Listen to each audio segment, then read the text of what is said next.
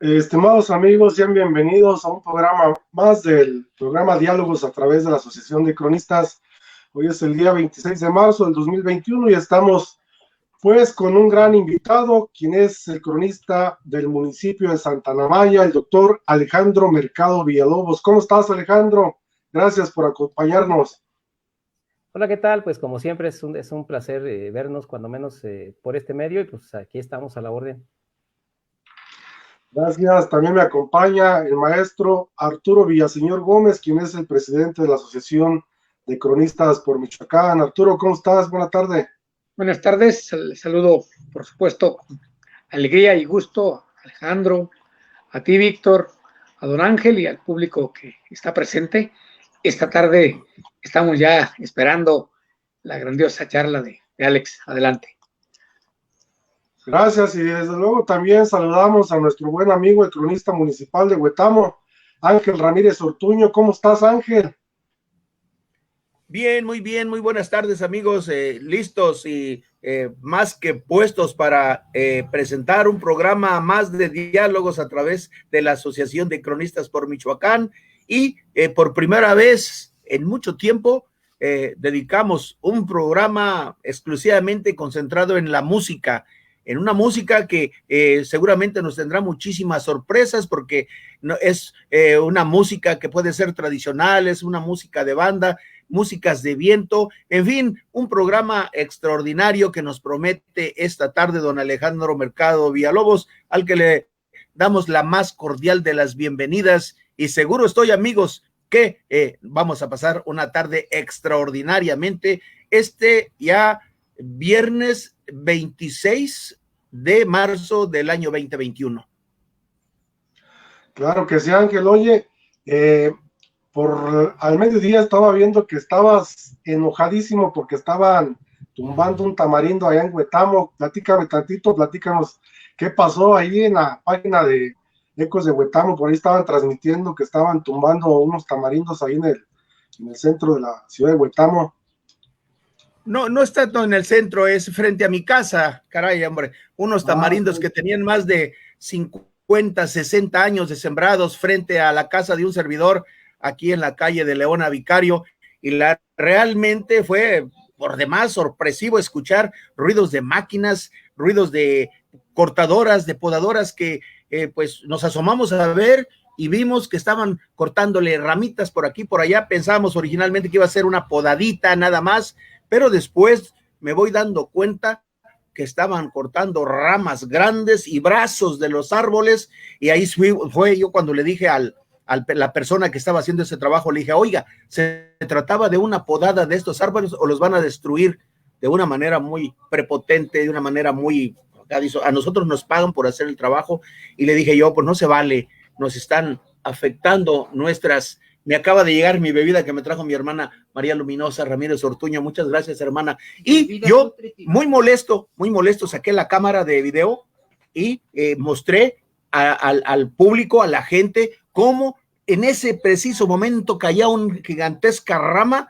Por poco le cae encima a una persona que pasó en un coche, y hice la denuncia como debe ser, mi obligación de ciudadano, de cronista y de vecino.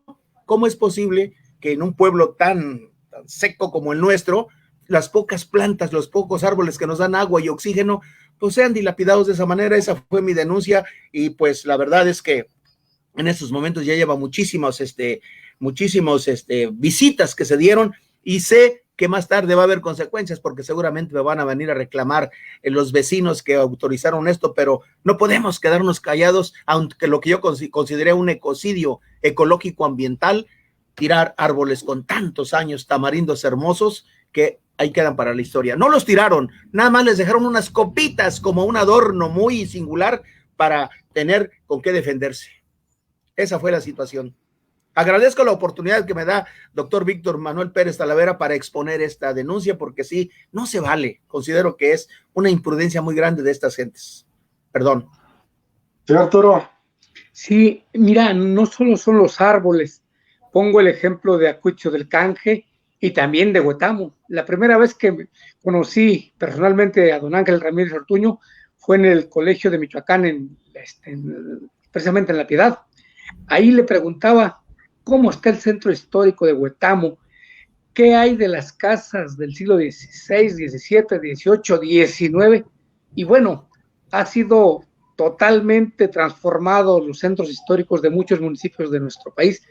Por ejemplo, Acuitzco del Canje, precisamente la semana pasada han derrumbado casas del siglo XVIII y XIX ante la apatía de el INAH y de otras autoridades, que finalmente creo que la ley sobre patrimonio y protección de monumentos debería estar presente en autoridades estatales, federales, municipales, y me parece que es un problema grave en cuanto a lo que es patrimonio urbano, y desde luego eso me viene a la mente ahorita que estás hablando de ese tamarindo.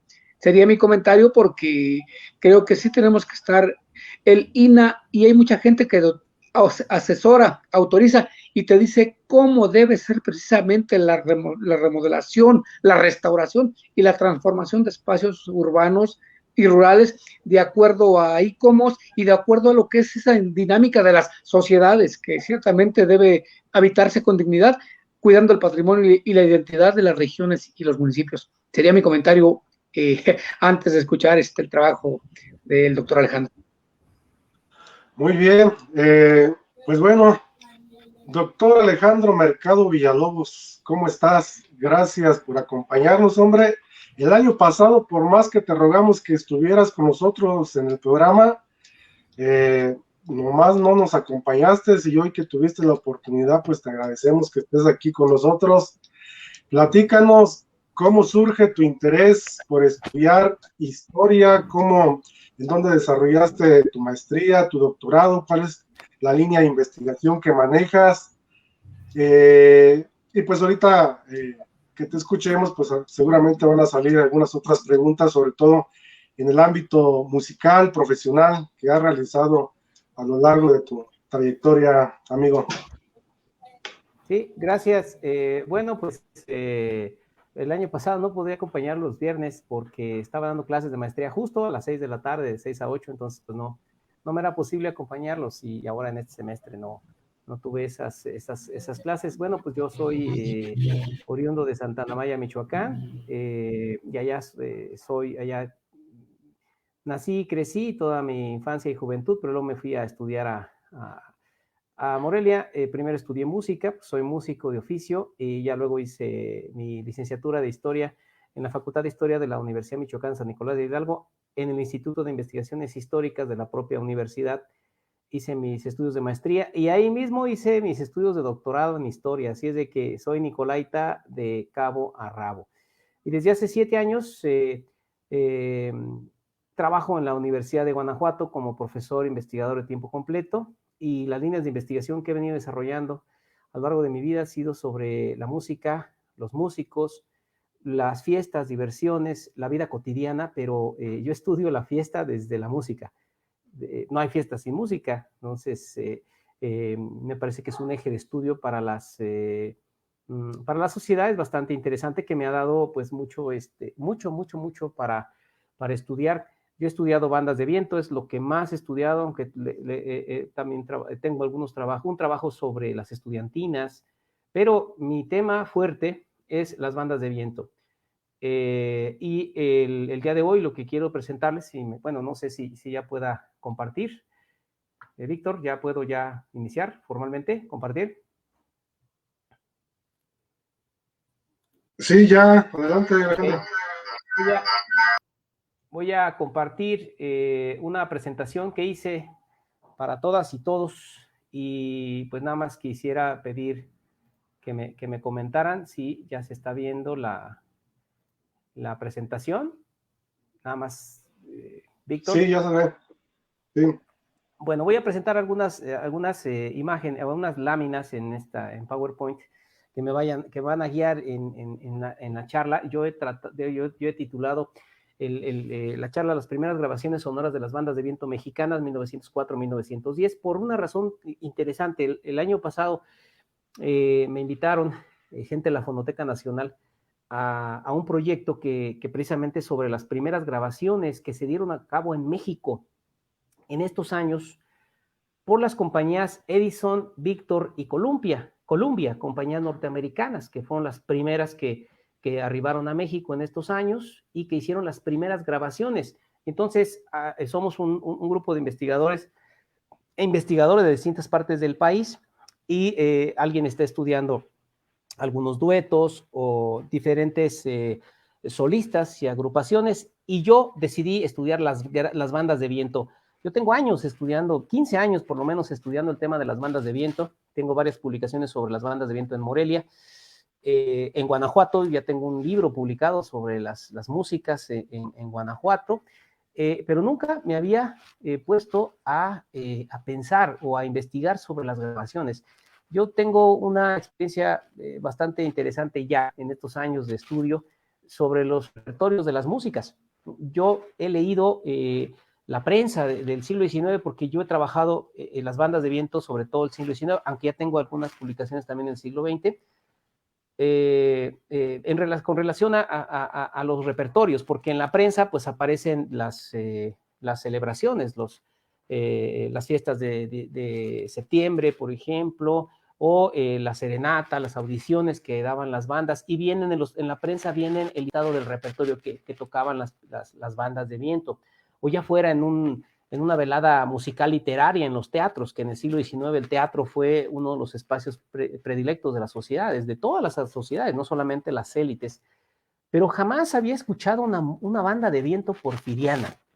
Gracias a esta investigación, les quiero compartir qué encontré sobre esto, y bueno, esto también me llevó a replantear mis investigaciones sobre las bandas de viento en México, y voy hacia allá. Primero, pues en esa imagen está el Jaime Nuno y la banda de artillería de la Ciudad de México, porque fueron las primeras bandas que grabaron en México fueron las de la Ciudad de México, aunque hay algunas bandas que pudieron ya hacer ciertas grabaciones, pero yo me concentré en 3 músicas: la banda de artillería, la banda de policía de la Ciudad de México y la banda de zapadores, aunque había otras, la banda española y a otras bandas que también ejecutaron, y pueden ver ustedes ahí el tipo de música que estamos hablando. Es una banda totalmente industrial, con instrumentos totalmente desarrollados, industrializados, y lo digo así porque pues de pronto hay una confusión en la investigación musical en nuestro país. Hay historiadoras o antropólogos o de otras disciplinas que cuando ven un documento de 1825 o 1830 y dice banda militar y están pensando en este tipo de bandas, y no es así. Hay que hacer una apreciación justa a el tipo de grupo que estamos hablando. Pero esta es una foto bellísima que está publicada en El Mundo Ilustrado. Se publicó el 6 de octubre de 1901, según pueden ver ustedes ahí, y está Jaime Nuno, que vino y le hicieron un homenaje.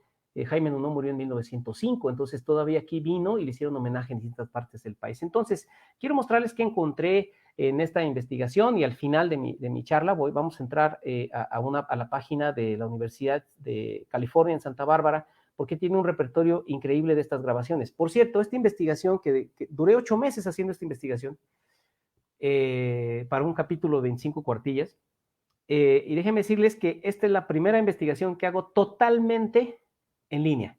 No, por la pandemia no pude visitar ningún repositorio documental, pero ¿saben qué?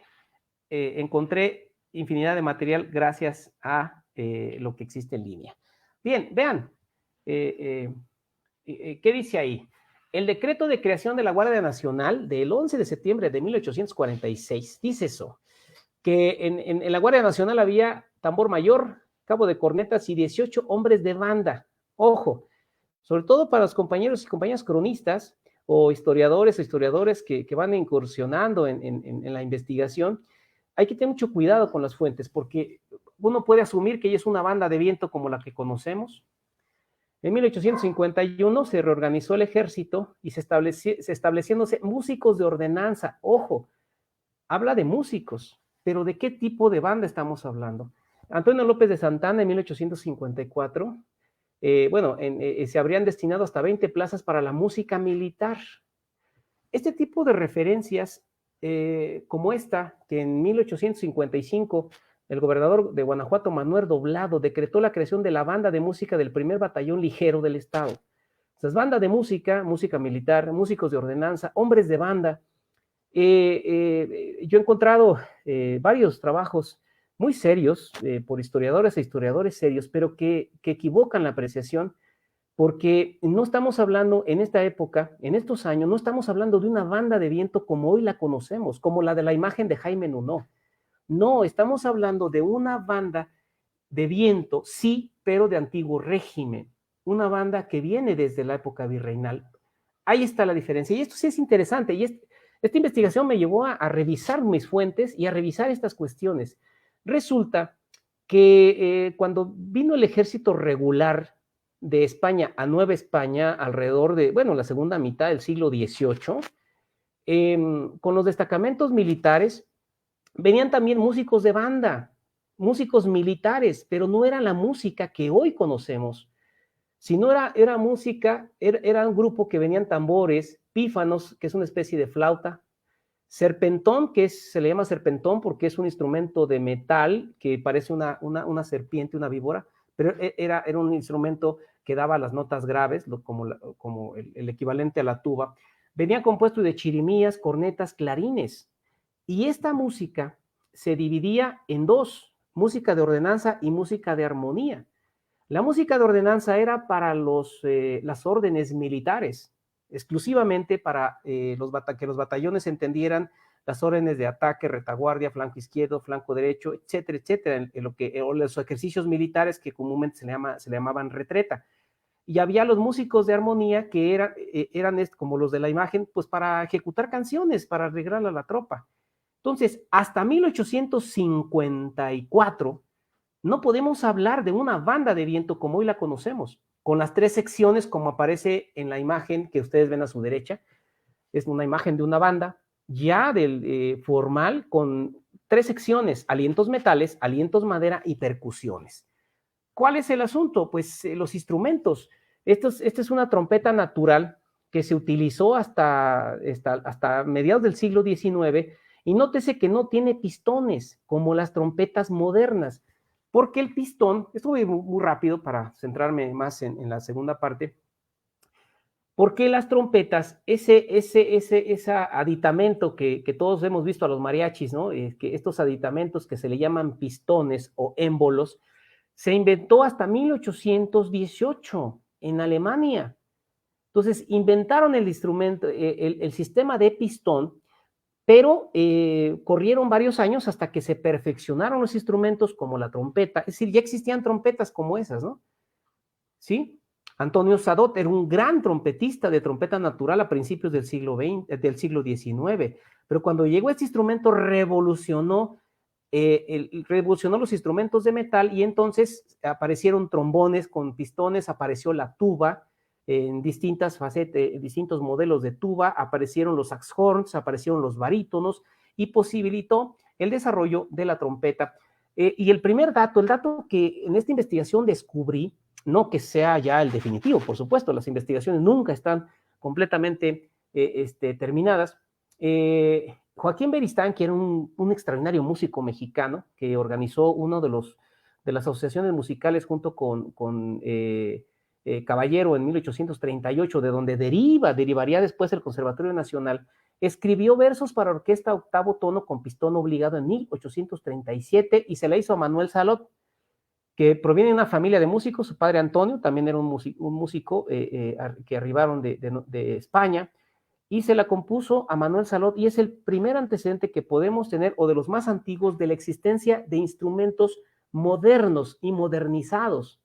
Sin embargo, hasta 1854 que tenemos la primer prueba específica, ojalá en mis investigaciones pueda encontrar datos anteriores. Un día dando una charla sobre esto, el año pasado, me preguntaban, bueno, ¿y dónde podemos establecer la primera prueba de que ya existe una banda completa, modernizada, con instrumentos desarrollados, no solamente las trompetas, también la aparición del saxofón alrededor de la década de 1830, el perfeccionamiento de los clarinetes, que de las flautitas, las chirimías se perfeccionaron a los sistemas modernos? Lo vemos en el himno nacional. Jaime Nuno ganó el concurso del himno nacional, pero Jaime Nuno presentó para el concurso el himno nacional, pero para piano y voz. solamente. Al ganar el concurso, le pidieron que escribiera la orquestación para banda de viento. Y entonces, en esta imagen que viene en este libro, que ahí viene citado, viene la partitura de Jaime Nuno, la orquestación para banda militar, y vemos aquí la prueba fehaciente que en esta época, 1854, ya existe una banda con la conformación total y moderna. Entonces, todas las referencias de antes no puede ser la banda militar como hoy la conocemos, y hay que tener mucho cuidado. Había alguna referencia hace algunos años que entré a la página del gobierno del estado de Guanajuato, el Instituto Estatal de la Cultura, que decía que la banda de viento en Guanajuato se había formado en 1827.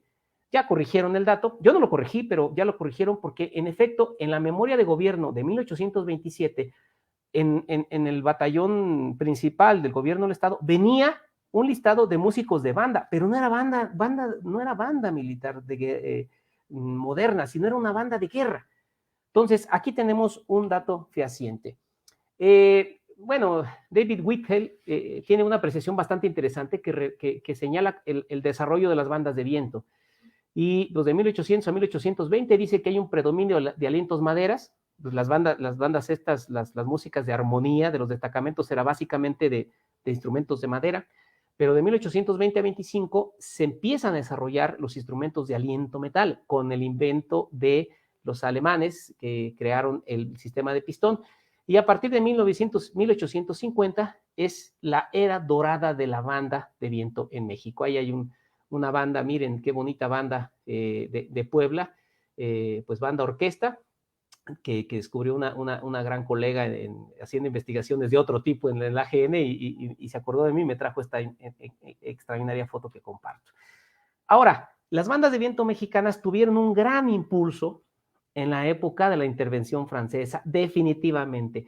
¿Por qué? Porque las bandas en el mundo, las bandas más importantes después del desarrollo del sistema de pistón, pues fueron francesas, fueron belgas, fueron alemanas, y bueno, con la intervención francesa, con Maximiliano no solamente vinieron soldados, sino también bandas de viento, con la instrumentación más moderna, con instrumentos más modernos y con la música más actualizada al repertorio de bandas.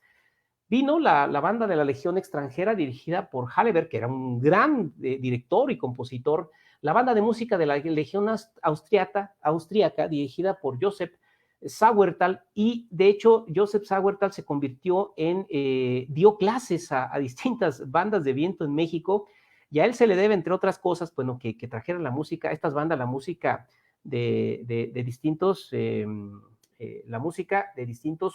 compositores europeos, como Wagner, Es decir, ellos no solamente trajeron lo más moderno de las bandas de viento, sino también el repertorio. Imaginemos que estas bandas, y no solamente era una banda, eran varias bandas, estas bandas están tocando en distintas ciudades en México, y los músicos mexicanos, con estas bandas que ya se empiezan a desarrollar, escuchan cómo se debía tocar la banda.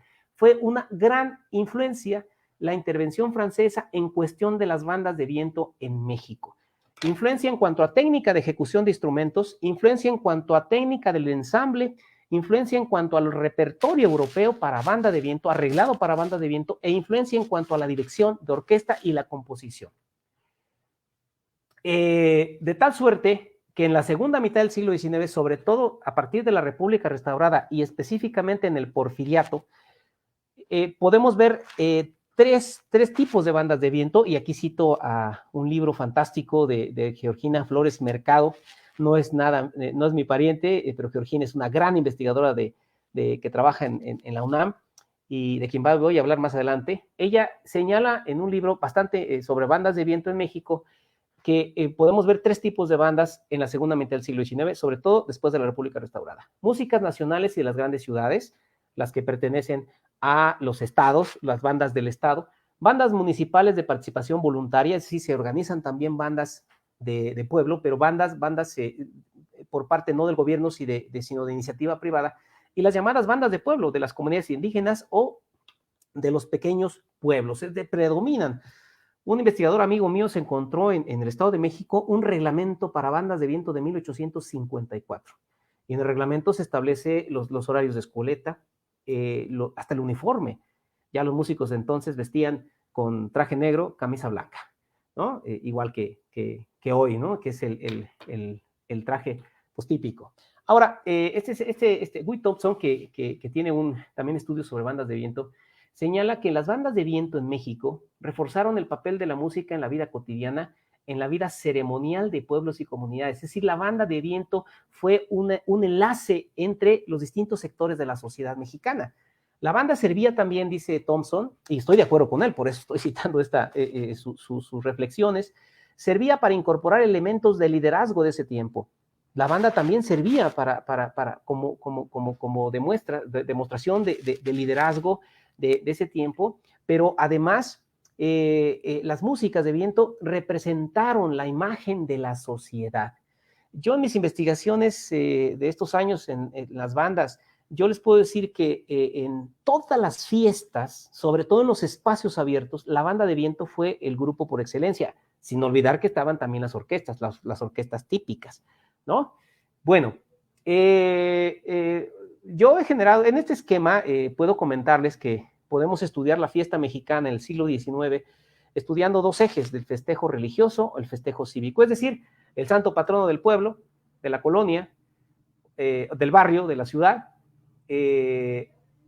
alrededor cuando había una fiesta religiosa en el siglo XIX, se organizaban conciertos vocales e instrumentales, audiciones y serenatas en las plazas, en los jardines, funciones en teatro, se organizaba ópera o zarzuela, y cuando arribó a México el cinematógrafo, pues funciones de cinematógrafo después de 1898, pero también solían hacerse tertulias públicas o privadas, que los sectores de élites hacían sus reuniones, carreras de caballos, solían organizarse bailes, ascensión de globos aerostáticos, que era todo un espectáculo en el siglo XIX, corridas de toros, tapadas de gallos y funciones de circo. Pero esto también ocurría en la fiesta cívica, es decir, ya fuera una fiesta religiosa o una celebración como la del 16 de septiembre, solían organizarse todo este tipo de celebraciones, o las ferias de las ciudades. En León, Guanajuato, desde 1876 ya se organizaba la feria, pues prácticamente durante 3 semanas, con un desfile con carros alegóricos, increíblemente. Y en todo esto había bandas de viento. Este esquema pues, me da para mucho más, pero me quiero avanzar. Bueno, curiosamente, en México se generó una comercialización increíble en instrumentos musicales desde Europa, porque salvo pues ya para el siglo XX, pero en el siglo XIX los instrumentos de aliento se importaban de Europa. Y se construían en México ciertos instrumentos de cuerda, como las guitarras, por ejemplo, las arpas, pero de Europa se importaban todos los instrumentos de aliento. Y hubo una compañía, la Wagner y Levin, de dos alemanes que visitaron México en 1854 y iban para Estados Unidos, aquí se quedaron y crearon la compañía más importante de México y de parte de América Latina sobre importación de instrumentos. Y en la imagen están ustedes viendo un catálogo, ahí dice Gran Catálogo de Wagner y Levin, donde vendían toda una suerte de instrumentos de aliento. Ya no dejé la imagen ya de los instrumentos, porque no es el caso de esta charla, pero bueno, y de aquí se nutrían, con este catálogo, las bandas de viento podían comprar instrumentos, música impresa y accesorios diferentes. De tal suerte que para la segunda mitad del siglo XIX, específicamente ya hacia el Porfiriato, prácticamente no hay estado de la República donde no tenga banda que pertenezca al gobierno o bandas en los pueblos, en las municipalidades. Prácticamente en todo el país encontramos bandas. Este libro que publicó la doctora Georgina Flores, lo coordinó en el 2015. Yo tuve la suerte de participar con un capítulo en este libro que publicó el INA en el 2015. Yo publiqué un libro sobre las bandas de viento en Morelia. Bueno, en este libro vienen distintos trabajos sobre varios estados de la República, y se da fe de la existencia de bandas en Sinaloa, en Guerrero, en Jalisco, Michoacán, Guanajuato, Oaxaca, Querétaro, Puebla, Nuevo León, Morelos y otros estados de la República. Yo me voy a concentrar en algunas músicas de la banda de la Ciudad de México, algunas de las más importantes, la de Zapadores, la banda de artillería, la de Policía de México, la del 8º Regimiento dirigida por el capitán Encarnación Payén, que nació en la ciudad, en Toluca, y luego llegó a Morelia alrededor de 1878, y ahí se quedó, y tengo entendido que ahí murió el capitán Payén, uno de los mejores directores de orquesta de México. Otras bandas, la de Rurales, banda española, banda flamenca Gascón, etcétera, etcétera, etcétera. Por cierto, cuando estamos apenas probando audio, puse un fragmento de Granada, de Rafael Gascón, ¿no? La pieza más importante en la fiesta taurina mexicana. Bueno, 3 bandas de viento, Miguel Ríos Toledano y la banda de Zapadores. Esta es una de las bandas que grabaron para Edison y Víctor piezas en 1904. Y bueno, tenemos datos de la banda de Zapadores desde 1854, que formaban parte de la guardia personal de Antonio López de Santana. Sin embargo, esta música se popularizó en el gobierno de Benito Juárez, y hacia 1860 ya era una de las bandas más sonadas en la Ciudad de México, y que también tenía impacto en distintas partes del país. De tal manera que hacia la época de Porfirio Díaz, esta banda era una de las bandas más importantes, la llama de Zapadores, porque surgió al interior del Regimiento de Ingenieros Zapadores del Ejército Mexicano. Precisamente una de las características de las bandas del siglo XIX es que son bandas militares, que surgen de los destacamentos militares, por varias razones. Primero, porque era caro comprar instrumentos. Entonces, una institución como el gobierno y desde la milicia podían comprar estos instrumentos. Por eso las bandas del siglo XIX, las imágenes que tenemos son con traje militar, como la que podemos ver ahí.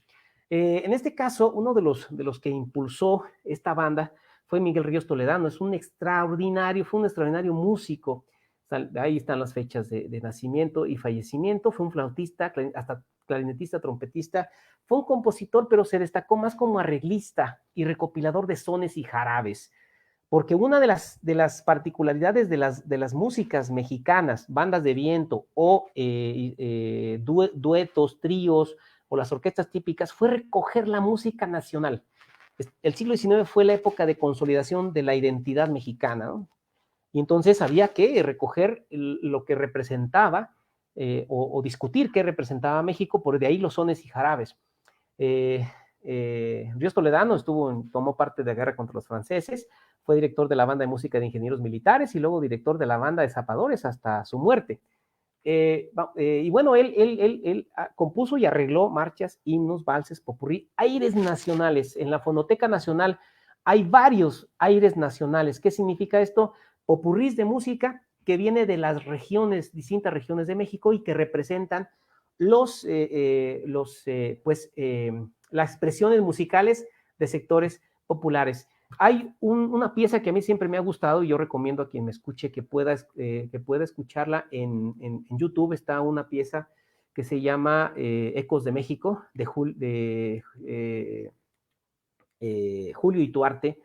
Es una pieza hermosísima que recoge, que es un popurrí de música mexicana. Ahí viene una pieza que se llama El Guajito, que se tocaba en la época de la independencia, ¿no? Los soldados ahí que andaban en la época de la independencia tocaban el guajito. Y viene Las Mañanitas, viene Las Golondrinas, que son piezas que hoy reconocemos como parte de nuestra identidad.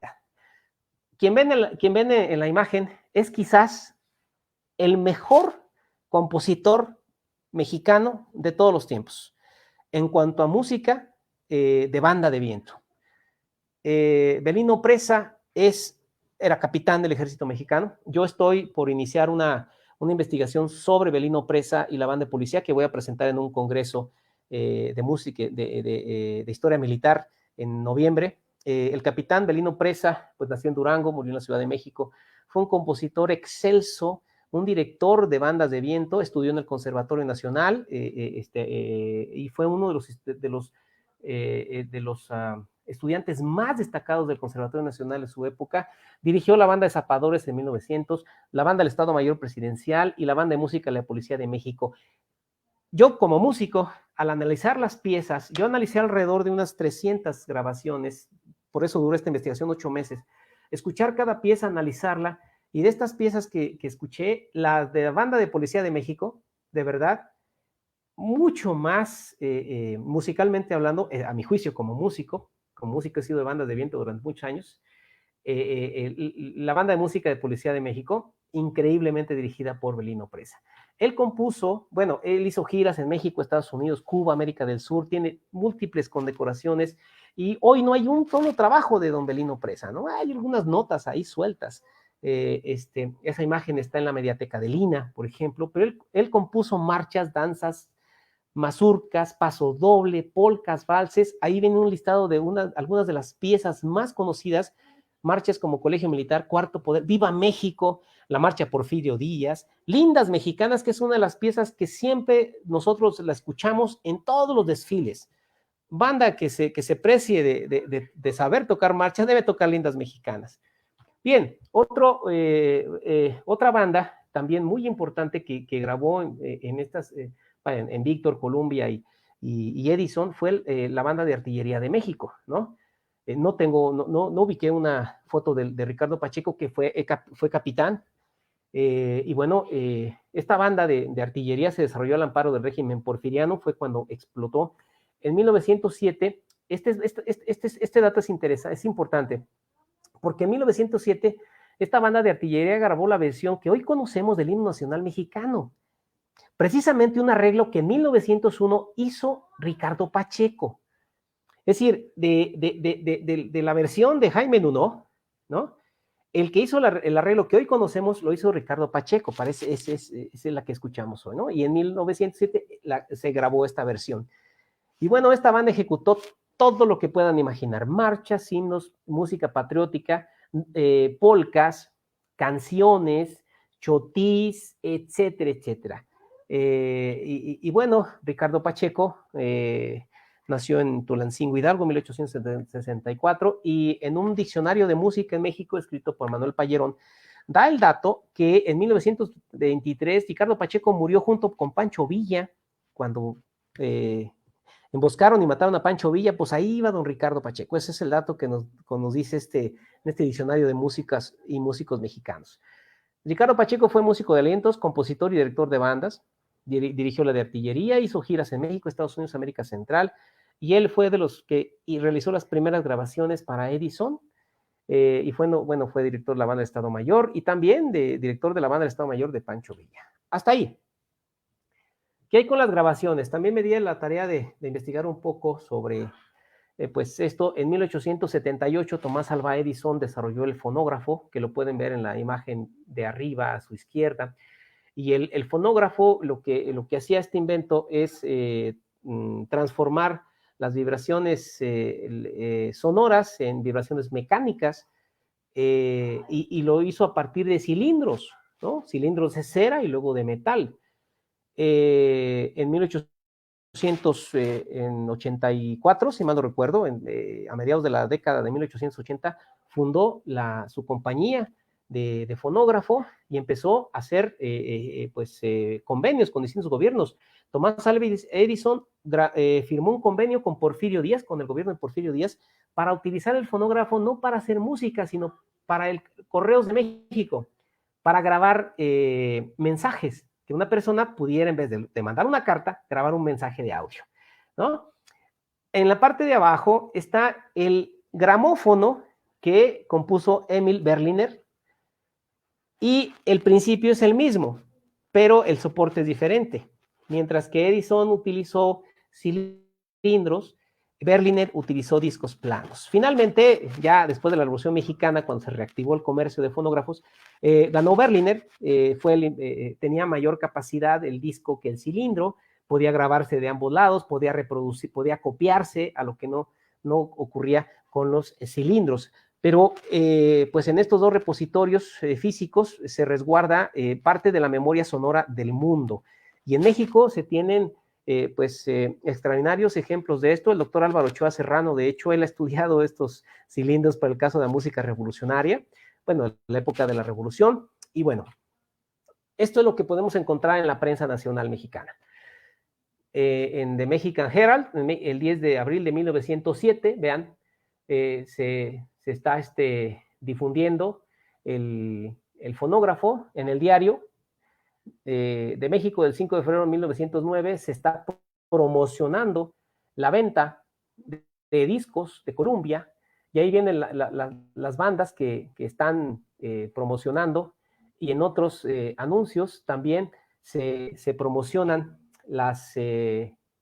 los discos y las bandas. Resulta que los estudios sobre el fonógrafo y el gramófono han descubierto cómo se llegó a hacer un comercio tan profundo de estos aparatos. Eran caros, ¿no? Eran de acceso a todo mundo, pero se rifaban los aparatos, se rentaban o se dejaban a plazos para que la gente pudiera adquirir estos aparatos y pudieran adquirir música y difundirla. Hay, de las referencias que pude encontrar, pues hay una cantidad increíble de grabaciones, ¿eh? Podemos hablar de más de 600 grabaciones apenas en estos años. Es increíble. No puedo darles el dato preciso porque no pude ir a los archivos, pero de lo que pude consultar en línea en los repositorios encontré una cantidad increíble de datos, ¿no? Javier Díaz es un investigador que tiene un libro, un trabajo sobre el fonógrafo bastante interesante, y que recomiendo, ¿no? Bueno, ¿dónde encontramos esto? En la Fonoteca Nacional. Hay un repositorio increíble de estas grabaciones, y esta página, la Fonoteca no puede uno ir ahorita de manera física, pero en esta página de la Universidad de California en Santa Bárbara, podemos encontrar cientos de grabaciones de bandas de viento mexicanas, y cualquiera de nosotros puede ingresar porque es de acceso libre y podemos escuchar música. De hecho, lo vamos a hacer en un momento más, para que pues ya dejen de escucharme y pues, se hablaba de música, podamos escuchar, ¿no? Pero lo que quiero terminar, antes de escuchar algunos ejemplos, porque lo más bonito sería que quien pueda ver esto, si quien esté viendo este vivo y quien pueda ver esto grabado, que pueda ingresar a estas páginas. Pueden, con cualquier buscador, ponen ahí DAHR y les va directamente a la Discography of American Historical Recordings, o la US SB de Cylinder Audio Archive, y pueden entrar y buscar, ahí dice buscar, y pueden conocer infinidad de piezas de bandas de viento mexicanas de entre 1904 y 1910. ¿Cuál ha sido mi análisis de todo este repertorio que yo pude escuchar? No solamente ver en un periódico el listado de piezas, sino escuchar. Yo he titulado esta lámina de la tradición al patriotismo y a la expresión popular. ¿Por qué? Primero, de la tradición, porque en el siglo XIX, el régimen, los regímenes, las élites políticas e intelectuales se encargaron de construir desde la música un mexicano en términos culturales que siguiera los parámetros de Europa. En todo el país, en todas las escuelas donde se dio clases de música, se cultivó en óperas, en oberturas, en fantasías, en valses, en chotís, mazurcas, pasodobles, jotas, danzas, polcas, que son todos géneros europeos. Sin embargo, por eso hablo de la tradición al patriotismo, porque todo lo que se enseñaba en las escuelas de música en todo el país era la música europea, todos. Sin embargo, también empezaron a surgir notas patrióticas, porque empezaron a componer los directores de orquestas y los compositores de bandas de viento, empezaron a componer himnos, el propio himno nacional, que es una música patriótica para exaltar el nacionalismo. También uno de los pendientes del siglo XIX mexicano era construir un sentimiento nacionalista. Las marchas militares, las marchas es uno de los géneros más desarrollados en México en el siglo XIX, y que hoy sigue siendo fundamental para exaltar el patriotismo, sobre todo en los desfiles. Pero además del patriotismo, la expresión popular se manifiesta en los repertorios de banda. Aires nacionales, hay infinidad de aires nacionales. La Fonoteca Nacional, yo conozco 4 aires nacionales bellísimos, que son popurrís de 7, 8 minutos sobre canciones de las distintas regiones de México. Jarabes, fíjense, qué curioso, los jarabes ya aparecen en el siglo XIX. Yo les recomiendo que busquen en YouTube el chuchumbé, o pan de jarabe, o a otros jarabes, que era una música pues sumamente criticada en el siglo XVIII y que siguió todavía muy criticada en el siglo XIX, pero que era una expresión de la sociedad, sobre todo de las bajas estratos en términos económicos de la sociedad. Entonces, las bandas de viento también graban jarabes, fandangos, danzones. Cuando empezaron a aparecer, ya en estas grabaciones de bandas de viento empiezan a aparecer los danzones. En menor medida que el resto de los géneros, pero sí aparecen danzones, boleros, incluso géneros que en Estados Unidos estaban en boga como el two-step y el cakewalk, que son antecedentes pues del jazz y de otros géneros, pues muy, muy modernos. ¿Ok?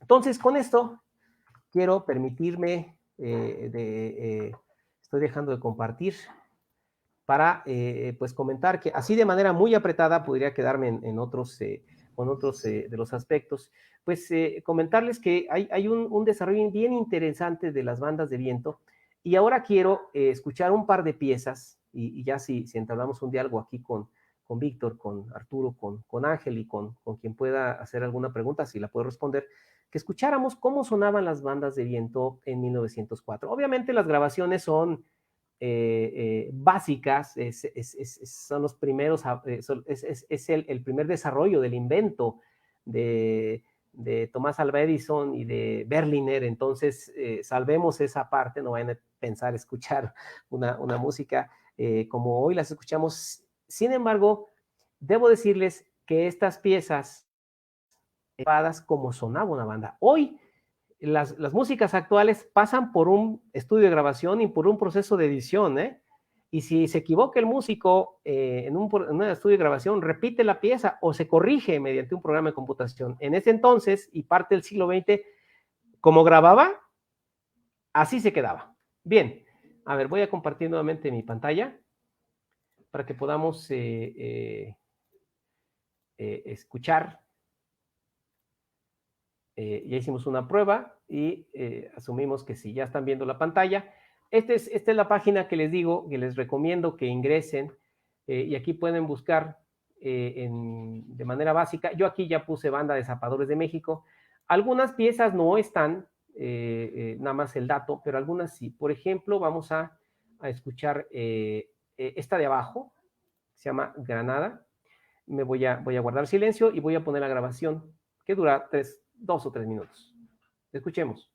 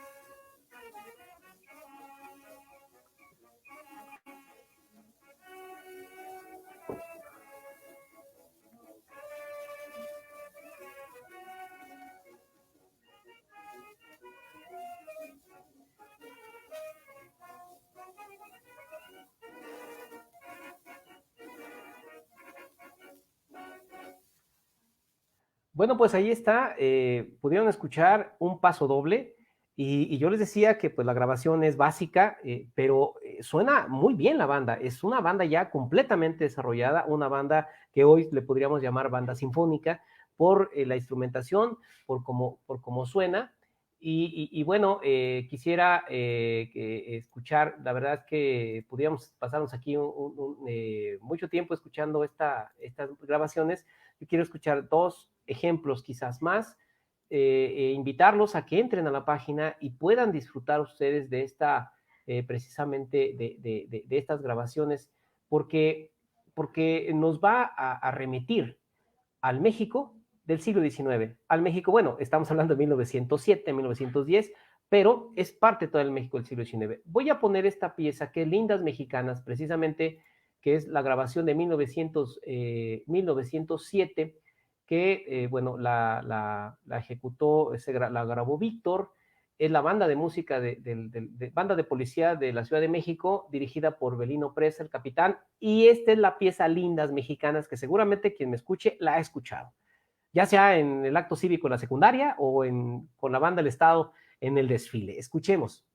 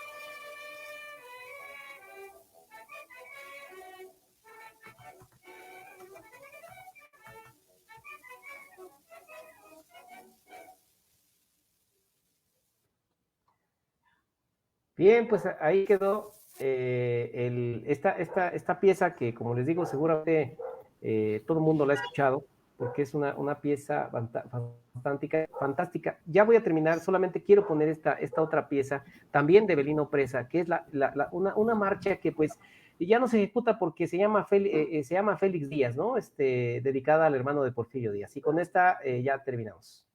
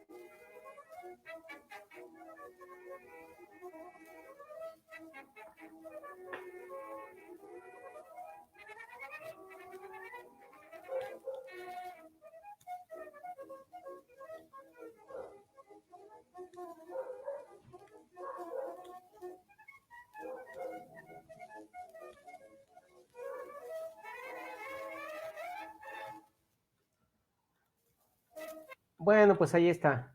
Ahora sí, pues ya terminamos. Pues agradezco su atención y me disculpo si fue muy rápido. Que es tanto, el tema da para tanto que bueno, fácil con este tema pudiera dar un curso de 6 meses, porque es increíble todo el desarrollo musical de las bandas de viento. Y quizás que nos escuchan, sobre todo jóvenes, que pueden decir, pues suenan muy primitivos. Pues sí, porque es el primer sistema de grabación, ¿no? Pero cualquier músico les va a decir, suenan muy bien, muy bien. Bueno, gracias. Oye, Alejandro, pero no se escucharon las melodías. Ah, no me digas. No te creas, sí, Yo acá sí quería bailar, ¿no? No, fíjate que está muy interesante el tema que acabas de tocar, valga la redundancia, con la música. Mira, por ejemplo, yo siempre he tenido una duda.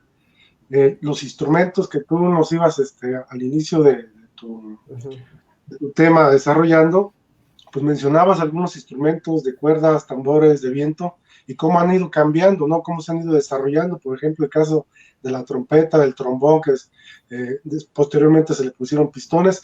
Pero de estos, por ejemplo, el que hace el tema del bajo, que es el serpentón, y que después pasó a la tuba, pero que en algunos casos todavía se mantiene este instrumento. ¿Cómo han venido cambiando a la fecha estos tipos de instrumentos, Alejandro? Por ejemplo, ¿se mantienen algunos todavía de hace 100 años, 150 años a la fecha? ¿Se han modificado o se modificaron con el fin de que los tonos tuvieran mejor percepción al oído? No sé, ¿cómo han venido cambiando estos instrumentos a la fecha? Pues básicamente desde que se inventó el sistema de pistón en 1818 y durante la década de 1830, 1840, se perfeccionaron estos instrumentos y prácticamente hoy en día son los mismos, ¿eh? Claro, es la misma aleación, cobre con zinc, por eso se llama latón, y prácticamente la misma técnica de construcción que se desarrolló hacia la década de 1850. Que se han evolucionado, pues han evolucionado en cuestiones del metal, las técnicas, pero básicamente ya el instrumento en 1850 estaba totalmente desarrollado. La tuba, por ejemplo, lo que sí ha evolucionado es que las primeras tubas no eran, las tubas como las de las orquestas sinfónicas, que es tuba de pecho porque el pabellón es hacia arriba, ¿no? Y las primeras, las tubas estas, la que tiene el pabellón hacia el frente, pues lo inventó ese modelo John Philip Sousa, por eso se le llama sousafón.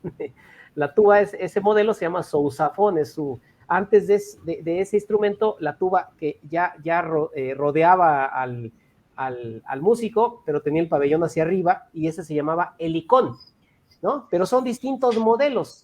El sousafón, John Philip Sousa lo desarrolló para enfrente para que sonara hacia adelante, porque la banda, todos los instrumentos dan hacia el público, ¿no? Entonces la tuba tenía que también dar hacia allá.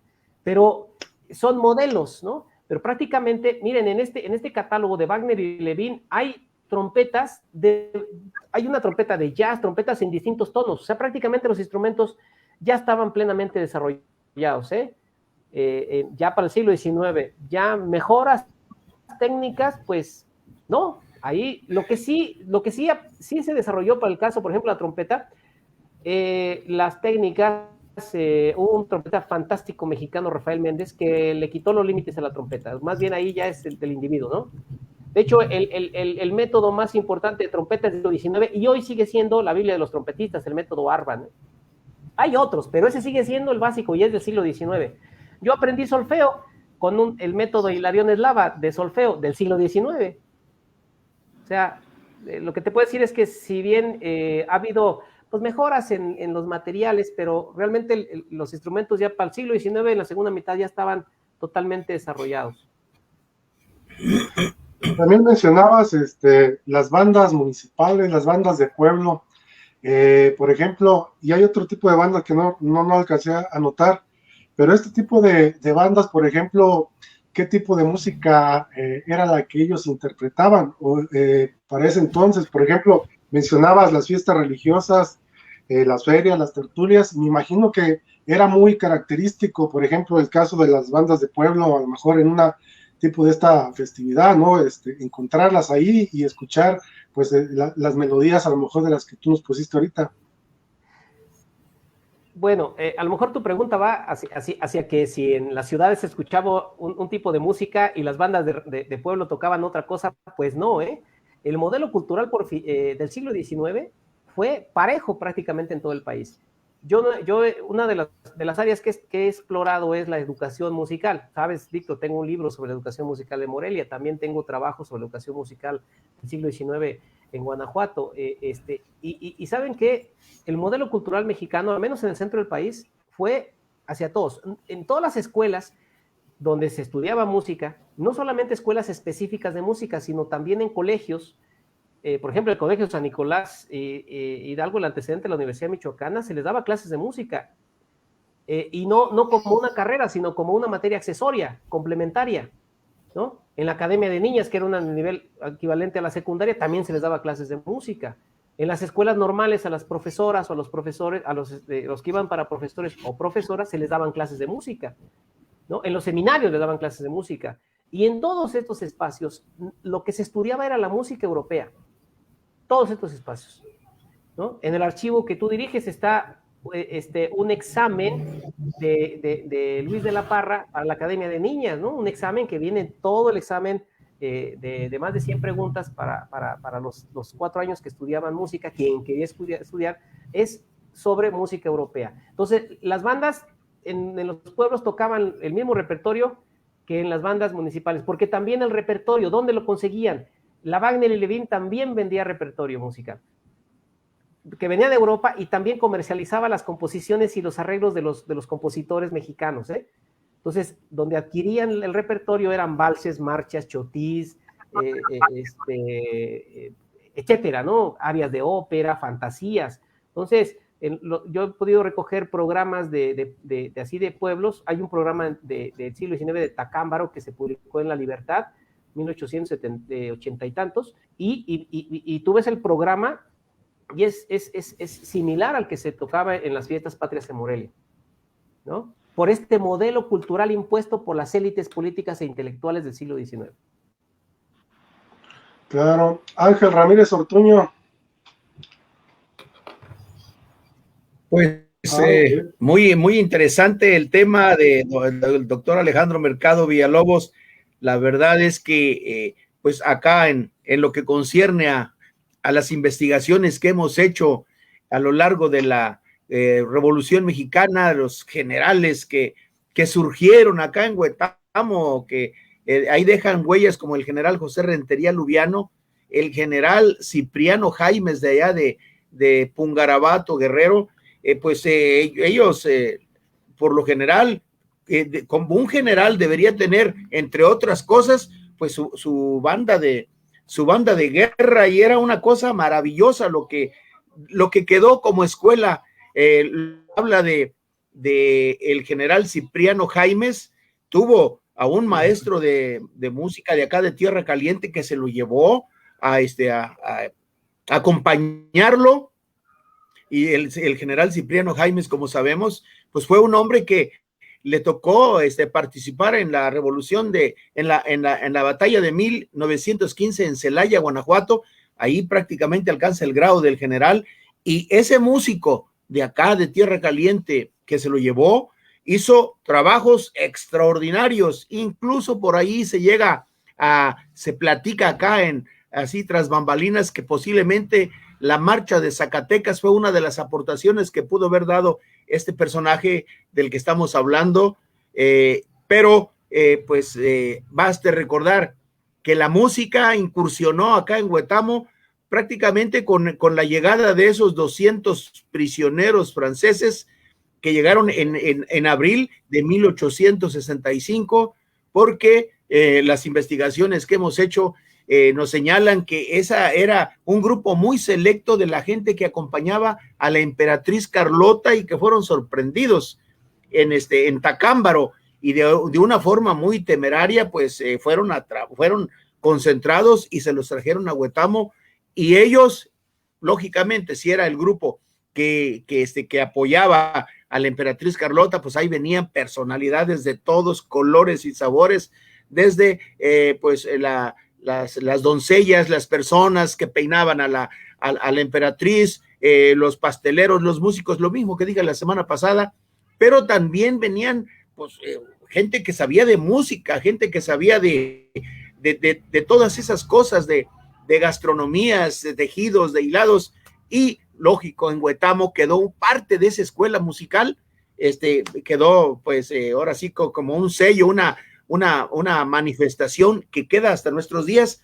Hay un músico de Huetamo que se llamó don José Corona Pineda, un señor que compuso un paso doble que realmente el nombre original de este paso doble allá en los tiempos de la Revolución Mexicana era Un Minuto en la Gloria. Sin embargo, ese tema fue robado. Ese tema trató de haber sido registrado allá en donde se llevan los temas a la Ciudad de México, y trataron de registrarlo, pero con otro nombre, y nada más le pusieron en el registro el 1181. Entonces, el 1181 es el tema, el paso doble que don José Corona Pineda compuso en Huetamo, y que al ser robado nadie lo reclamó. Por ahí, de alguna manera muy especial, ese tema, el 1181, se da a conocer. Si alguien quiere escucharlo, Alejandro, si quieres escucharlo, simple y sencillamente busquen el 1181 con mariachi, y todos los mariachis de México interpretan el 1181. Un tema tan extraordinario, compuesto en Huetamo, que era Un Minuto en la Gloria, que llegó a Francia, llegó a París, y la estación de Radio Francia Internacional le gustó tanto el tema musical que lo adoptó para abrir sus programaciones, según nos cuentan, desde hace muchísimo tiempo. Entonces, de alguna forma o de otra, la música, las bandas de guerra están muy relacionadas. Otro acontecimiento sufrido, vivido en Huetamo fue en el sitio de 1914 que duró 10 días. Empezó el 14 de junio de 1914 y terminó el 24 de junio con una docena de generales que trataron de sacar o sacaron a sangre y fuego a un coronel que se llamaba Ezequiel Cheque Peña, que fue un personaje que se ligó a los intereses del Chacal Huerta y de esa manera se apoderó de Huetamo por varios meses. Y el día fatal, el día en que prácticamente esa docena de generales en las que estaba Rentería Lubiano, estaba el general Joaquín Amaro, estaba el general Jesús H. Salgado y muchos más, que ordenó de una manera tajante al director de orquesta de Huetamo, que se llamaba don Manuel Z. Ugarte, que tocara en el kiosco de la ciudad, mientras que los balazos y los tiroteos estaban dándose en fuego cruzado, varios instrumentos quedaban perforados, algunos músicos cayeron muertos, y queda ese testimonio también de lo que sucedió en Huetamo, y que lleva, de alguna manera, me hace recordar este material que nos está dando don Alejandro Mercado Villalobos, que es un tema extraordinario. Desafortunadamente acá, no sé si son los equipos, yo no pude oír muy bien la música, pero que esas lindas mexicanas, ese tema, como dice Alejandro, yo ya lo había escuchado, pero ni remotamente me imaginaba que así se llamaba. Felicidades, Alejandro, extraordinario trabajo. Caray, hombre, esto da para más. Seguiremos buscando la manera, como dicen acá en Tierra Caliente, de seguir escarbando en el gusto de esta música que llegó para quedarse, y que pues de alguna forma tú vienes a jalar la hebra, y la verdad es un tema que, repito, es para buscarle muchas aristas más, y que seguramente algún otro investigador, algún otro historiador, algún otro cronista también participará en esta forma, en este contexto. Muchas gracias y felicidades, don Alejandro Mercado Villalobos. Me quedé con las ganas de que nos hubieras platicado un poquito de tu historial como músico. No nos dijiste prácticamente nada, cuando tienes muchísimas fans y muchos fans que estábamos esperando que nos dijeran cuando por ahí parece que tú tocaste con el grupo Niebla por allá por 1998, si no me equivoco. Y por ahí tú tienes un historial musical extraordinario, sobre todo con ese personaje que es el Buki, y todas esas aventuras que te llevaron a correr Centro, Sudamérica y los Estados Unidos. Pero bueno, ya será en otro programa cuando nos lo cuentes, pero todavía te quedan como 40 minutos, así que no te preocupes. No es cierto, doctor Víctor, a la hora que usted diga. Adelante. No, y es que también faltó decir que era el rey de las aguas locas en la licenciatura. Nada más que no lo quiso abordar. Bueno. Pero todavía en aquellos entonces éramos muy jóvenes. No, oye, Ángel, me hablabas ¿es Marcha de 1181? Sí, es porque, nada más de que pongas. Ajá. La estoy buscando aquí, porque en la banda del Estado tocábamos esa marcha, ¿eh? Sí, no sé si será, yo trabajé en la banda del Estado de Michoacán, no sé si será la misma, aunque yo tocaba otro paso doble. Bueno, pero ya mejor checar si es el mismo pieza que yo tocaba. Mira, yo lo que les puedo decir es que hay muchísimas historias regionales. El problema es que hace falta escarbar en este y otros temas. Con relación a la música, sí, a la investigación musical ocurre lo que ocurre también en la historia política, en la historia económica, de que hay un centralismo de la historiografía, pero es bien severo. Yo siempre me ando peleando, en el mejor de los sentidos, cuando a veces voy a la Ciudad de México a presentar estos temas en foros donde llegan historiadores y dan ejemplos de la música en México a partir de la Ciudad de México. Y no es así, las dinámicas regionales también son bien importantes. Este libro, que se llama La Fiesta Mexicana, es un extraordinario libro, son 2 tomos, coordinado por Enrique Florescano, que apareció en el 2016. Es un extraordinario trabajo sobre la fiesta en México. Sin embargo, el título, pues yo lo cambiaría, porque todos los ejemplos, por ejemplo, viene un trabajo sobre el Día de las Madres, viene el trabajo sobre la fiesta cívica, de la festividad del 15 de septiembre, pero todos los ejemplos son de la Ciudad de México. Y entonces, como si lo que ocurrió en la Ciudad de México fuera igual en las regiones. y no es así, las dinámicas regionales tienen también sus propios ritmos, entonces lo que hace falta es que pues construyamos datos desde las regiones. Yo, lo que tú decías de las bandas de Maximiliano, pues yo estudié el caso de Guanajuato en la época del Imperio, y hay un trabajo que se publicó en un libro sobre qué pasaba en el Segundo Imperio en Guanajuato en cuanto a las bandas de viento, y descubrí que se estacionó una banda militar francesa en la ciudad de Guanajuato, y que el tiempo que estuvieron ahí, pues que estaba la guerra de la intervención en otros estados, en otros lugares del país, pues esa banda daba audiciones en Guanajuato, en Irapuato, en Salamanca, en León, y la gente escuchaba, y los músicos de aquí se nutrían de la instrumentación, de la ejecución.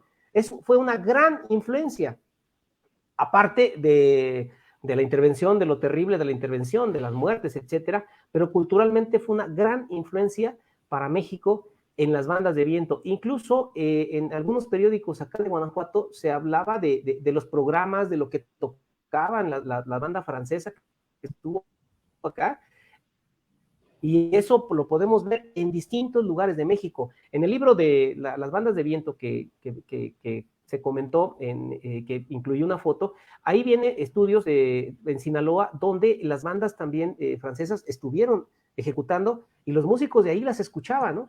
Y tomaban ejemplo de cómo debía ejecutarse la banda de viento, porque las bandas francesas y las belgas eran de las bandas más desarrolladas en esos momentos en todo el mundo, al menos en Occidente. Entonces, pues hay que impulsar a los jóvenes para que estudien el tema en las regiones, Ángel, Arturo, porque se necesita muchísima investigación, porque hay muchas aristas. No tenemos un catálogo de músicos regionales, ¿eh? Sí hay, Simón Tapia Colman, hay un libro que se llama Música y Músicos en México, hay diccionarios, pero nos faltan mucho en las regiones.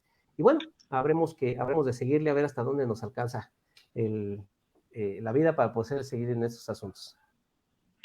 Don Arturo Sí, Villaseñor, don Alejandro, la verdad, don Alejandro, quisiera yo agregar un tema más acerca de ese tema que ya tocamos, acerca más de la intervención francesa y sus influencias muy importantes en todo el país, en la parte sobre todo donde hubo mayor presencia de los ejércitos invasores franceses. Pues acá en Huetamo, el general Vicente Riva Palacio se acantonó por un largo tiempo en Huetamo, y cuando se entera finalmente que la emperatriz Carlota sale de México rumbo a Europa a pedir clemencia, a buscar al Papa o buscar a Napoleón III de que le hiciera el favor de que le pidieran a Juárez que no fusilara a su marido, a Maximiliano, pues aquí en Huetamo justamente fue donde el general Vicente Riva Palacio escribió una canción satírica extraordinaria que por ahí perdura y queda para los conocedores: adiós mamá Carlota, adiós mamá Carlota, adiós mi tierno amor, botando cual pelota se va allá en un vapor. Es una canción de protesta que después en los teatros de zarzuela en finales del siglo XIX se entonaba, se cantaba. Yo veo películas viejas y ahí aparece esta canción de don Vicente Riva Palacios, que para eso se pintaba solo, y ahí quedan pues esos testimonios. Pero le doy la oportunidad a que también nos pregunte y nos hable don Arturo Villaseñor Gómez acerca de este tema muy interesante, por cierto. Gracias, pues sin duda aquí escuchando y con deseos de conocer un poco más a fondo el tema. Yo tengo algunas inquietudes por conocer más, y gracias, Alejandro. Primero, pues felicitarte, creo que has abierto una puerta muy importante a profundizar al respecto. Me gustaría a mí saber, desde tu perspectiva, si hay una separación y cuándo la hay entre la música sacra religiosa y la música secular, tanto en las fiestas como en la vida cotidiana de la sociedad, ¿no? Ese es una cuestión que sería interesante, en que, claro que no hay un día, sino cuándo fue ese proceso, o cómo se da, si es que ocurre, o siguen paralelas en el imaginario, en el pensar de la gente, unidas música popular, música sacra, ¿no? ¿A qué tipo de grupos sociales iban dirigidos, ¿no? Específicamente, hablemos de hacia donde la música era por nota, con instrumento, con partitura, la de los jardines y kioscos, la de las plazas, la de los bailes, la de las pachangas, la de las fiestas, el fandango, el jolgorio, todo eso, hacia donde en ese aspecto sería este par de inquietudes. Me queda otra, pero bueno, no sé si soltarla de una vez o esperar que nos comentes un poquito, porque pues yo me quedé picado, ¿no? Y interesadísimo en ver esta cuestión, ¿no? Es decir, creo que la música también marca el devenir de las sociedades y es un reflejo de lo que está ocurriendo en nuestra vida. Música sacra, música popular, etcétera, ¿no? Bueno, es muy buena pregunta.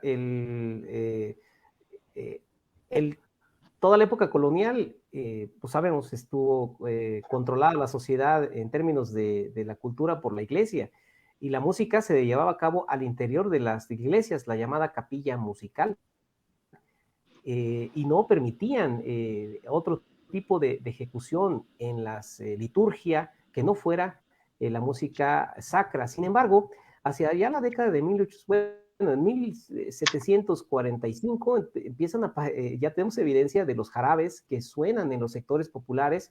En 1700, en la década de 1780, no recuerdo exactamente el año, si 1787, se registra un detalle interesante. Se quejaba el jefe de la capilla musical de la Catedral Metropolitana de la Ciudad de México, que los músicos incorporaban en la liturgia algunos motivos musicales o frases que tocaban en las cantinas y en las pulquerías. Ya les llamaban sones del país, sonecitos del país o canciones del pueblo, porque ya emerge de los sectores populares una música, vaya, popular. Sin embargo, en el periodo colonial fue férreamente censurado. El virrey Marquina censuró que se ejecutara este tipo de piezas y se enseñara. Sin embargo, al lograr la independencia, estas ataduras se acabaron. Y si bien siguió predominando pues la iglesia, pero paulatinamente empezaron a llegar con la independencia, empezaron a llegar, ya les decía, instrumentos de Europa modernos, ya industrializados, y empezaron a llegar también distintos géneros y ya no hubo ataduras específicas. La independencia también liberó la música. Entonces, en las fiestas populares fue consolidándose a lo largo del siglo XIX, de hecho, dos fiestas. Las fiestas religiosas, me refiero al interior del templo, en la liturgia, y al exterior. Y hacia la época de la República Restaurada, ya vemos esta fusión, digamos, o esta dualidad de la música en las fiestas religiosas, de que hay una música sacra que se toca el día de San Juan al interior del templo de San Juan o de San José, o el 12 de diciembre, la Virgen de Guadalupe. Hay todos los oficios religiosos y la música apropiada al interior, pero al exterior, ya sea en el atrio o en la plaza del pueblo, o de la ciudad o del barrio, se ponía una banda de viento a tocar sones, canciones, polcas. Es decir, hubo una dualidad, y esto lo vemos paulatinamente a lo largo del siglo XIX y con toda claridad en la República Restaurada y evidentemente en el Porfiriato. Incluso una nota interesantísima que encontré en El Pueblo, que es un periódico acá publicado en León, Guanajuato, en 1898, si la memoria no me falla. El artículo decía la música apropiada a la iglesia. Y ahí el autor, que era un seminarista, señalaba que en la música de banda no era apropiada para la liturgia. La orquesta típica era un tanto apropiada, y decía que no era apropiado el piano para la liturgia, sino el órgano. Es decir, todavía hay resistencias para que estos instrumentos se ejecutan. Figúrense ustedes, el piano, dice este seminarista, no es propio para la liturgia, sino tiene que ser el órgano. Pero ya prácticamente hacia la época Porfiriato ya hay esta dualidad que se permite en la música, en las fiestas religiosas. Tenemos más bien pues una dualidad en este sentido, y fue paulatinamente, y lo vemos muy, muy claro ya en la época de la República Restaurada y sobre todo en el Porfiriato. Es lo que te puedo decir en este sentido. Sin embargo, no vemos, las bandas de viento no estaban toda el Porfiriato no las vemos tocando al interior de la iglesia, están en el atrio o en la plaza adyacente. Entonces, la otra pregunta es que no la noté, pero era sobre las...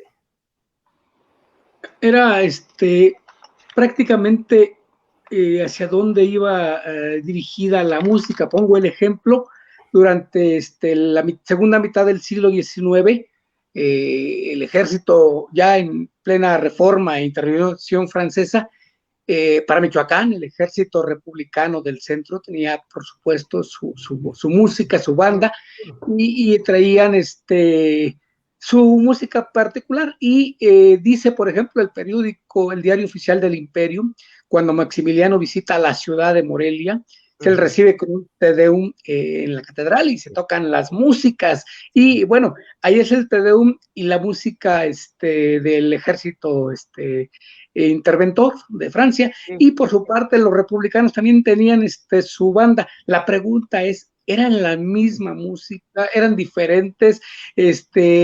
¿Cómo fueron copiadas o no fueron copiadas? Incluso al terminar la batalla o en plenas batallas se dice que en ocasiones la música tocaba. Sabemos que la dirigía completamente, estaba en manos del ejército. Sin embargo, la pregunta es, ¿eran las mismas tipos de melodías? ¿Eran diferentes? ¿Cómo se utilizaban en este periodo en concreto? Sí, era básicamente los mismos géneros, nada más que tenían funciones diferentes. Mire, estaba recordando al escucharte un libro muy bonito que se llama Música y Sociedad, de un compositor norteamericano llamado Eli Siegmeister. Ese libro lo editó el siglo XXI Editores, y en este libro Siegmeister explora, entre otras cosas, las funciones de la música. Y entonces dice acertadamente que la música tiene varias funciones, y una de ellas es exaltar el nacionalismo o exaltar la identidad al terruño o a la patria. Entonces, esa pieza Te Deum, esa la vemos en todas partes en el siglo XIX, porque era una pieza de... La vemos a Dios. Exactamente, entonces hay que darle gracias a Dios por todo, y entonces cuando firmaban un acta de independencia, cuando terminaba un conflicto, una guerra, para darle gracias se hacía el Te Deum en la iglesia, y afuera se hacía la fiesta. Entonces, los compositores solían, les puse la última pieza que pusimos, es Félix Díaz, es una marcha en honor al hermano de Porfirio Díaz. Belino Presa también compuso una pieza que se llama Porfirio Díaz, pero así también Aniceto Ortega compuso una marcha que se llama la Marcha Zaragoza, que fue muy famosa en México en la década de 1860. Es más, fue más importante durante años que el himno nacional, ¿no? Entonces, un ejército, un ejército podía tener su banda y mandar a hacer un himno para exaltar sus ideales, y el otro ejército opositor podía hacer también lo mismo, mandar a hacer una marcha para exaltar los sentimientos nacionalistas o sus principios, porque la música, dice Siegmeister, tiene esta función también, de exaltar el nacionalismo, de fomentar el sentimiento de identidad y pertenencia. Yo entrevisté a uno de los músicos de mi pueblo, que ya falleció, don Daniel Saucedo, falleció muy viejecito, y él fue aguillo de un cura en Santana Maya, del padre Rodríguez, del padre Daniel Rodríguez, y el padre Daniel Rodríguez estaba oficiando misa cuando Inés Chávez atacó Santana Maya. Estaba oficiando misa en una comunidad de Santana Maya que se llama Huacao, una comunidad indígena, y que está a 4 kilómetros de la cabecera municipal, y el padre a las 6 de la mañana o en la madrugada, oficiando misa, escuchó que venía Inés Chávez a atacar el municipio. Ya se tenía noticias de esto, no sabía cuándo, y el padre le contó a don Daniel, cuando era niño, que venía una banda de viento al frente del batallón. Obviamente, ya al atacar Santana Maya, bueno, los músicos se replegaron porque no iban a pelearse con los instrumentos, pero la música, iban tocando marchas militares precisamente para animar la batalla que se avecinaba, ¿no? Entonces, la música tiene ese efecto y esa función, y hoy sigue teniendo también esas funciones. Por eso, cuando escuchamos popurrís de música mexicana, o que asumimos como música mexicana, o que nos adoctrinan como música mexicana, se exalta nuestro nacionalismo, porque también estamos adoctrinados. Cada que escuchamos el himno nacional, nos cuadramos. Si escuchamos la Marsellesa, es una pieza bellísima, pero no nos genera ningún sentimiento como mexicanos, pero sí a los franceses. Eso es lo que te podría decir en ese sentido. O sea, estos géneros los ejecutaban o los componían grupos diversos y bueno, pero les daban títulos, ¿no? A sus piezas. Sí, finalmente, gracias Alejandro. ¿Cuándo y cómo se conjuntaron música con letra? Por ejemplo, yo sé de la música durante la intervención francesa, Los Cangrejos, Los Monos Verdes, El Adiós a la Mamá Carlota, La Paloma, esa era música popular del pueblo, pues, y la otra era de las bandas. En ese sentido, ¿cuándo y cómo se conjuntaron la música con la letra o no ocurrió esa parte? Sí, sobre todo los himnos. Los himnos que exaltan el nacionalismo ya tenían también letra. Las marchas pues no solían tener letra hasta ya en el siglo XX, pero los himnos eran la música que sí solía tener letra, o las canciones populares que sí solían tener letra. Pero las grabaciones de bandas de viento, todas las grabaciones que yo tuve oportunidad de escuchar, las que están en estos repositorios que yo les puse, en ninguna viene con voz, todo es solamente ejecución musical. Ya las bandas vienen incorporando ya voces, pues ya entrado el siglo XX. Todavía las bandas, digamos, hasta las bandas populares, como la banda El Recodo, que sus primeras grabaciones son allá, pues ya en la primera mitad del siglo XX, e incluso son todavía pura música, ¿no? Pero los himnos sí tenían voz. Voces, letra, pues, ¿no? Lo que sí tenemos en las grabaciones, estas primeras, Víctor, Columbia y Edison, sí hay infinidad de grabaciones con voz, pero de cantantes y de guitarristas, como Robinson o Picasso o varios otros músicos, compositores y cantantes. Ellos sí ejecutaban con voz, Y ahí vienen también en estos repositorios, nada más que yo busqué las bandas de viento para darles ejemplo, porque es el tema que iba a tocar. Pero en bandas de viento, solamente los himnos quizás eran los que sí tenían letra, pero no tengo grabaciones, no se conservan ahí con grabaciones, al menos en estos repositorios. Es lo que te pudiera decir. Ya la incorporación de las voces. Bueno, ¿sabes qué? Solamente cuando había coros, pero ya más bien es con orquestas cuando hacían óperas, porque también en el siglo XIX se desarrolló mucho la ópera en México, no del tamaño de Europa, porque las óperas grandes, pues se requiere de una gran orquesta, tampoco es fácil, hoy mismo es difícil poner óperas, ¿no? No en todas partes se ponen óperas por lo que se requiere. En el siglo XIX fue el género que combinó la música con la voz, fueron las zarzuelas. Eso sí, en todo México las zarzuelas fueron muy famosas y recordemos a Ángela Peralta, el ruiseñor mexicano, que precisamente fue una de las que ejecutó y fue incluso empresaria, también se dedicó a ser empresaria. Ese es el género que sí incluía sobre todo la voz, pero eran con orquestas, lo que hoy llamamos orquestas típicas, orquestas de cámara, mejor dicho. En el siglo XIX eran orquestas típicas. Tenemos muchos saludos, Ángel.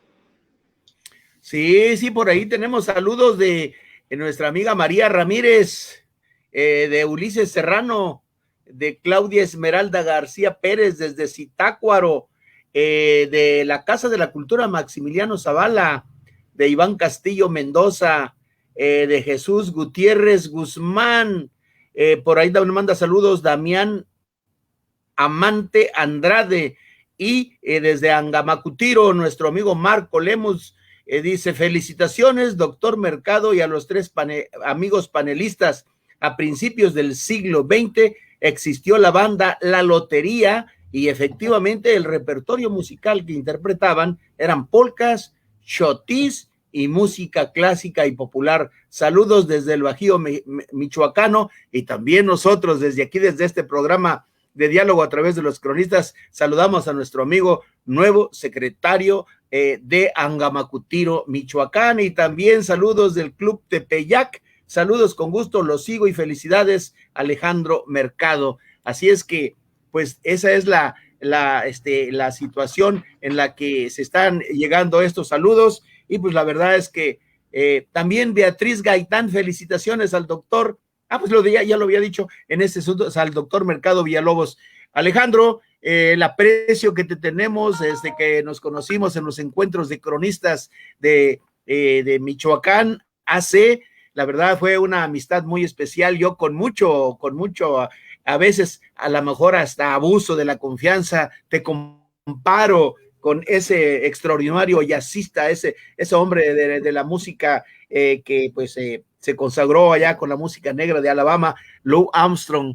Yo te digo que tú eres nuestro Lou Armstrong mexicano. Oye, y también el Club Tepeyac nos está alegrándose en el libro Apuntes para Historias de Michoacán, escrito por el teniente coronel Manuel Barbosa, a propósito del ataque a Pátzcuaro por los republicanos después de derrotar a los realistas. Componen estos versillos para exaltar la victoria, que dice: le quemaron los bigotes a Pátzcuaro por su hablada, viva el general Ocotes con el coronel Villada, estaba una madrecita casi al volverse loca, miraba las llamaradas que salían de la parroquia, salió un indito diciendo: la culpa la tuve yo. Interesante. Y también nos está siguiendo nuestro amigo Salvador Martínez. Saludos, amigo Chavita, por favor, todos ellos. Bueno, pues estamos cerrando el programa, pero está levantando el ánimo. Sí, pues es que precisamente la música también ha sido, en la historia del mundo y en México, ha sido una forma de expresar resistencia también, de hacer crítica. Los jarabes del siglo XVIII eran muy críticos a la corona, eran muy críticos a la iglesia. Por favor, busquen ahí el chuchumbé. Por favor, busquen el chuchumbé, ya cuando terminemos, búsquenlo en YouTube y escuchen la letra, ¿no? 1743 apareció esto. Entonces la música sigue siendo una forma también de expresar desacuerdos, expresar resistencia.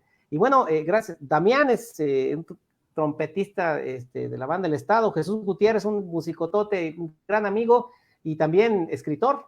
Tiene uno de los libros sobre sobre la Orquesta Sinfónica de Michoacán. Así es de que, bueno, pues espero que estas ideas y compartir mis investigaciones, pues genere interés para investigar nuestras músicas mexicanas. Oye, pero platícanos pues de cuánto tiempo duraste en la Niebla y después tu paso ya con nuestro Cristo de Iztapalapa, el Buki. No, pues yo empecé la música en Santana Maya, ahí con un maestro extraordinario, el maestro Carlos Bautista, y don Daniel Saucedo, de quien ya les hablaba, y estuve formamos una banda, la banda Clave de Oro, siendo adolescentes, y luego pasé a Morelia a estudiar música en la Escuela Popular de Bellas Artes, todavía no era facultad, y yo trabajé ya en un grupo que se llamó Pentagrama, de los hermanos Aguilera, de una familia de músicos desde increíbles. Don Carlos Aguilera fue uno de los músicos de la vieja guardia moreliana de la época de las grandes orquestas, y pues todos sus hijos, la mayoría son músicos y musicotes, ¿no? En el mejor de los sentidos, y estuve trabajando ahí con ellos, y luego viví 3 años en Los Ángeles, California. Me fui de mojado, pues quería ver de qué se trataba. Ya estuve trabajando con varias bandas, orquestas. Me regresé a México, empecé a estudiar historia, me casé y empecé a estudiar historia, y estuve 10 años trabajando con el grupo La Niebla.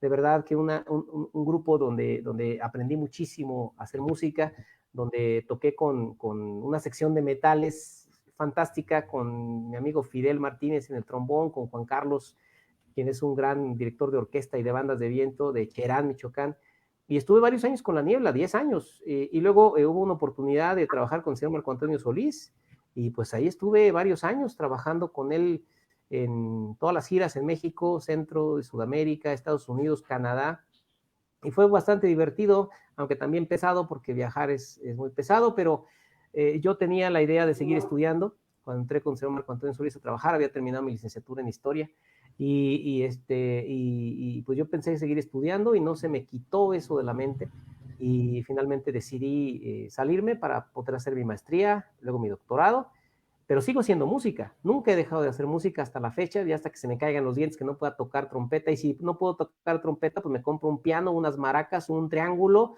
o compro un refresco de estos y hago lo que sea, o a ver qué hago. Y sigo trabajando en un grupo musical acá en León, Guanajuato. Todos son muy jóvenes, yo soy el más viejo, todos no pasan de los 30 años, pero me acogen muy bien los jóvenes, me aguantan, me dicen el profe, ¿no? Y bueno, sigo haciendo música, pues hasta que ya no pueda, ¿no? Ya si me caen los dientes, no pueda tocar trompeta, pues un triángulo, un pandero, a ver qué, o me pongo a cantar o lo que sea. Y bueno, básicamente, ¿no? Pues la etapa de vida con Marco Antonio Solís fue bastante interesante. Pude conocer muchos países, muchos artistas, infinidad de artistas con los que alternamos. Toqué en Viña del Mar en 2005, en varios festivales de Acapulco, en el Madison Square Garden de Nueva York. Tuve la oportunidad de tocar ahí, increíblemente, es un espacio pues, genial, y en México pues en el Auditorio Nacional, en el Parque Fundidora, en estadios, no, pues pues fue una experiencia bastante interesante, pero pues aquí estamos, aquí seguimos, y lo más importante de todo, pues afortunadamente puedo hacer música, aunque ahora en pandemia pues casi no, pero practico todos los días, no dejo de practicar todos los días. Ya no tengo la fuerza que tenía cuando era joven, pero ahora suplo esa deficiencia juvenil con técnica, ¿no? Y si bien ya no puedo tocar lo que tocaba cuando tenía mis 20, pues ahora le he hecho sentimiento que ese sobra. Don Alejandro, le decía a don Alejandro que también lo mandan saludar los cronistas de la cuenca del lago de Cuitzeo. Un abrazo desde la cuenca para todos nuestros hermanos cronistas, y también llega un saludo de Red de Jóvenes Construyendo el Futuro Michoacán. Muchas felicidades por su labor a favor del rescate de todas las formas de historia. Enhorabuena, le di. Y también lo manda a saludar Roberto. Gran investigación. Felicidades, don Alejandro. Definitivamente tienes muchos fans, doctor Alejandro. No olvidar recorridos por Centro, Sudamérica y por Estados Unidos, pero no nos quieres platicar, ya platicarás en otra ocasión. También llegan saludos de Beatriz Gaitán. ¿Qué edad tiene, doctor? Le preguntan que cuál es su edad. En noviembre cumplo 50. Le dicen Dorian Gray. ya lo dijo. Y Solecito Armengol, saludos maestro, un orgullo haber sido su alumna. Mira nada más, sí. Los alumnos están siguiendo también. Así es, así es. Sí, bueno, ya tendremos. Cumplo 50. Tendremos que hacer agua loca, ¿verdad? Es que era Alejandro Mercado era el coordinador de festividades en la licenciatura, entonces siempre se le recuerda como el mero de las aguas locas ahí. No. Yo era el jefe del departamento de fiestas y reuniones. Y yo organizaba y siempre comisionaba a Víctor para que hiciera el agua loca, porque le quedaban, pues muy bien, de lo que recuerdo, porque ya no soporto una agua loca, ya ahora ya necesitamos menor cantidad. Muy bien, Alejandro, pues muchas gracias por haber estado con nosotros. ¿Algún comentario, Arturo Villaseñor, antes de terminar el programa? Pues básicamente comentar que fue una tarde muy agradable, muy rica, llena de aprendizajes y sobre todo lúdica, divertida, y con la inquietud de conocer más de lo que nuestro amigo Alejandro pues, nos diga. Y creo que tenemos un gran elemento en la Asociación de Cronistas que debemos seguir aprovechando sus conocimientos y pues motivarnos a conocer más y a investigar un poco desde nuestra región sobre estos aspectos. Yo confieso que desconozco muchos aspectos de la música, sin embargo, creo que tenemos un asesor importante para que nos guíe en este mundo maravilloso que es la música.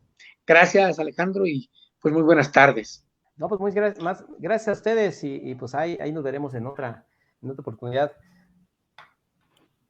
Don Ángel Ramírez Ortuño.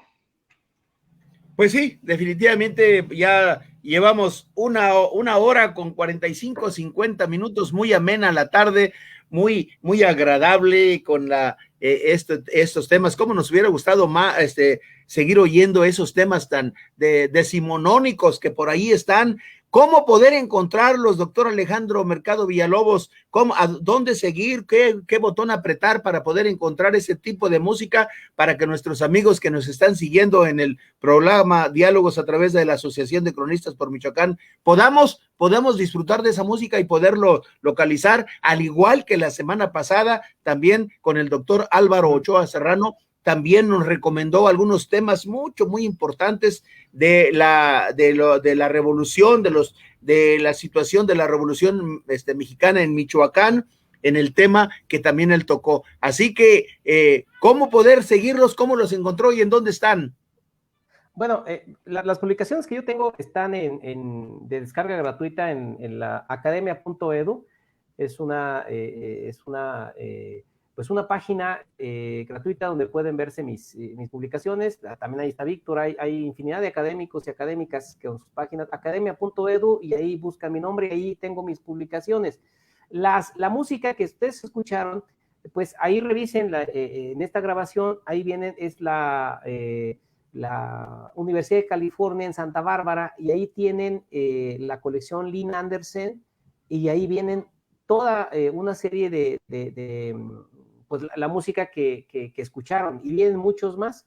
Entonces ahí lo pueden buscar fácil, ahí en la presentación que hice viene el vínculo, pero fácil, lo buscan en Google y de inmediatamente pueden ir a páginas de la Fonoteca Nacional. No tiene su repositorio en línea, solamente el catálogo, pero en estas páginas de la Universidad de California sí vienen bastantes piezas que la gente puede, y es de entrada gratuita, y pueden buscar y ver, escuchar, y no solamente de México, porque también tienen varias piezas de países de América Latina, de Venezuela, hay una banda de artillería también en Perú, es decir, también hay varias posibilidades en otras partes de México, de América, y Cuba también tiene varias piezas, y no solamente de esta primera década del siglo XX, sino también de las décadas posteriores. Entonces, hay para divertirse y disfrutar.